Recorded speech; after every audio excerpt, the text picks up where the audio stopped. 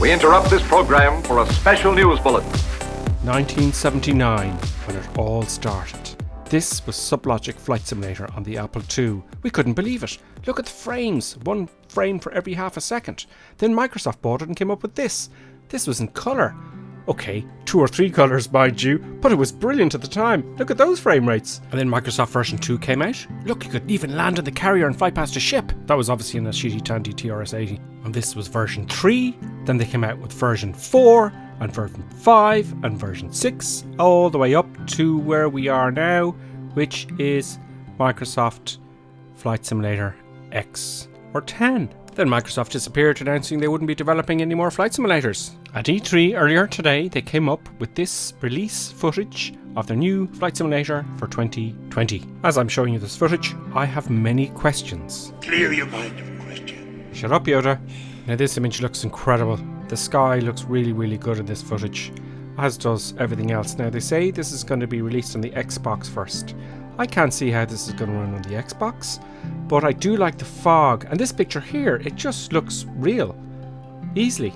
It does look very, very impressive, but I'd imagine you're going to need some really seriously powerful graphics card on the PC. And as always with Microsoft releases, it looks brilliant, but when you put it on your PC, you've got to really tone down those graphics in order to get it to run smoothly. But who knows? If they're building this from the ground up from the very start, it may run quite well.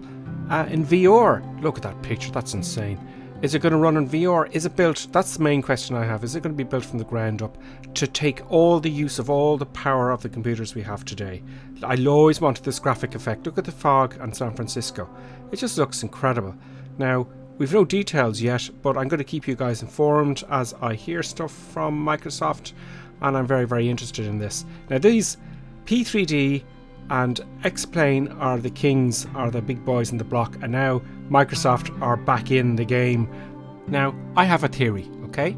This isn't going to run on the current Xbox, but it will run on the new Xbox Project Scarlet, which they've just announced in E3 as well. They say they're partnering with AMD, and AMD making these new fantastic chips. Also, they say the frame rates will be 120 frames a second, and they're using next-gen ray tracing. And they say the new Xbox will be out in 2020. So I reckon that they're going to release the Xbox and their flagship software will be Microsoft Flight Simulator.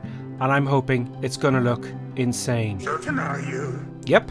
Now, I have to say, every time Microsoft used to release a new version of Microsoft Flight Simulator, it looked fantastic, but your machine would die. And that was always the case. But I have to say that I'm hoping that they're going to be building this in the ground up for VR and for the new Xbox, and hopefully it'll run the same on the Xbox and the PC, but who knows. But it does look fantastic. All we have to do is wait and see. There is one thing I can promise you: if it looks like this, I'm going to have a fucking baby.